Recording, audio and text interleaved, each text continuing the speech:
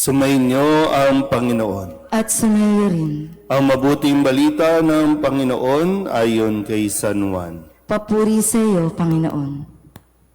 Nang mahugasan na ni Jesus ang mga paa ng kanyang mga alagad, sinabi niya sa kanila, "Sinasabi ko sa inyo, ang alipin ay hindi dakila kaysa kanyang Panginoon, ni ang sinugo kaysa nagsugo sa kanya.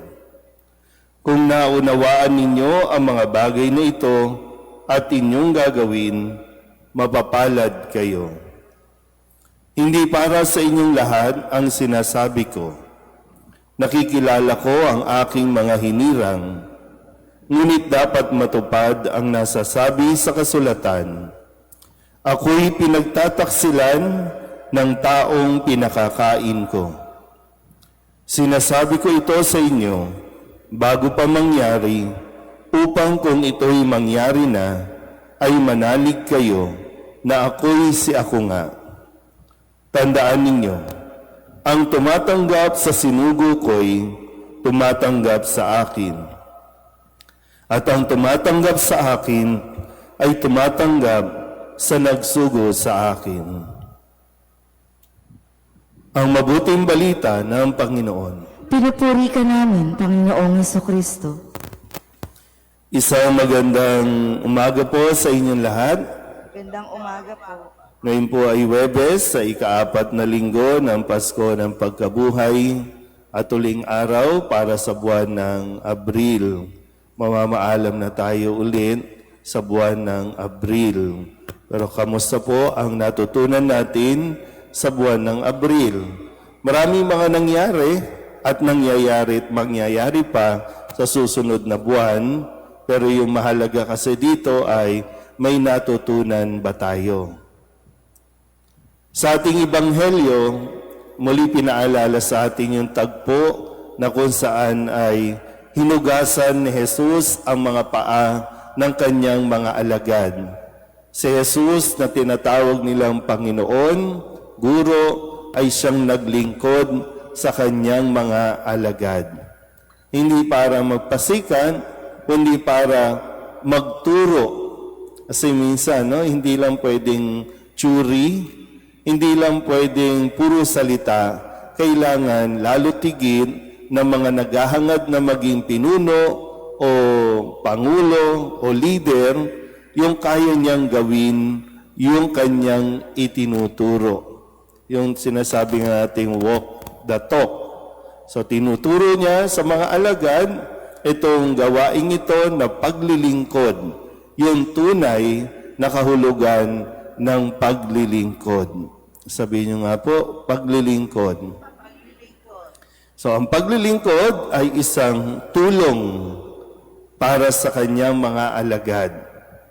Pinaglilingkuran mo sa pamamagitan ng pagtuturo at kung paano gawin. Hindi puro turo lang, kundi ipapakita mo kung paano dapat gawin. Doon mo matutulungan ang isang tao. Ito mga nakalipas na araw, dahil nga sa nagulat tayo, at hindi ko alam, pero sa patuloy na pagtaas ng mga presyo, na kung ano-ano ang mga china-charge. At ang dahilan, ang sinasabi, para matulungan natin ang mahihirap. Wala pong problema sa pagtulong sa mahirap, kasi yan ang ginagawa ni Kristo na dapat tinutulungan, pero kailangan makita, effective ba ang pagtulong na ginagawa natin sa mahihirap? Kasi laging mayroong programa para sa mahihirap. Pero yung mga tao po kasi na naghahangad at nagsasabing gustong tulungan ang mahihirap, hindi naman talaga yung mahihirap ang tinutulungan, kundi ginagamit ang mahihirap para sa kanilang sarili. Kasi biro mo lahat i-charge. Pero kung titingnan mo, yung mga tinutulungan nilang mahihirap, china-charge din naman. Kaya lang, yun nga, nasabi ko, hindi effective ang isang programa para sa mahihirap kung ang mahihirap ay nananatiling mahirap. Kaya ka nabibigay ng programa, kaya mo tinuturuan para mag-improve ang buhay nang sa ganon, sa isang araw o sa mga susunod, sila naman ang tutulong. Nakakuha po ba? Kasi halimbawa, sabi ko nga, sa Ebanghelyo, si Kristo ang nagpakita paano tumulong, paano maglingkod. Pagkatapos niyan, ang mga alipin, ang mga lingkod, sila naman ang maglilingkod sa kanilang kapwa na ibibilin ito ni Jesus sa susunod ng pagdiriwang natin bago siya iakyat sa langit. Naintindihan po ba? So hindi tayo mananatili na dapat mahirap. Tinutulungan natin.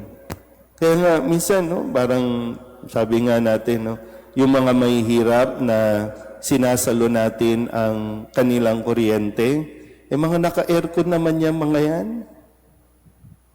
Pag pumasok ka sa bahay nila, tabi-tabi po, kasi siyempre, na-assign din naman ako sa area na kung saan sinasabing pinakamahihirap. Pero pag pumapasok ka, ang lalaki ng TV, magagara yung appliances. Wala nang mahirap ngayon na walang cellphone. Mas high-tech pa nga ang cellphone. Pero dahil nga laging may ayuda, kasi ang tingin ng mga naglilingkod sa atin, kailangan silang tulungan, pero hindi naman talaga tulong ang binibigay. Kaya sabi ko minsan, kahit nga sa amin, kahit nga sa mga kapatid ko, hindi pwedeng hingi lang ng hingi. Mag-isip kayo ng business. Mag-business kayo. Hindi yung laging hingi at asa. Kasi para sa sarili mo din yan I-improve mo ang iyong sarili. I'm sure sa iba sa inyo, dati rin naman kayong medyo dumanas ng hirap, pero tinulungan ninyo ang inyong sarili, nagsumikap. Kasi isa din yan sa mga, di ba, may natututunan ba tayo kay Kristo paano mabuhay o lagi na lang tayong asa na babagsak ang grasya? Di ba ang sinasabi naman natin, nasa Diyos ang awa, nasa tao ang gawa. So kumilos. So muli, sa mga nagsasabi na tulungan natin ang mahihirap, pag-isipan nyo kung talagang nakakatulong ang inyong ibinibigay. Kasi dapat talaga natin silang tulungan sa tamang paraan. Hindi pwedeng isusubo lang nila ang kanilang kakainin. Turuan natin sila paano mabuhay, paano magsumikap. So sayang po ang daming tax. Biruin mo sa isang buwan, ilan ang nakokolekta sa Meralco bill pa lang. Sa Meralco pa lang. Ang dami na dyan. Meron ng for senior citizen, meron ng for lifeline, meron pang mga charges na gagamitin dapat paano ma-improve ang buhay ng mahihirap.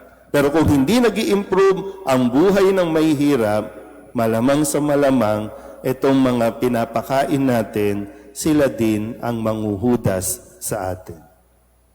Amen?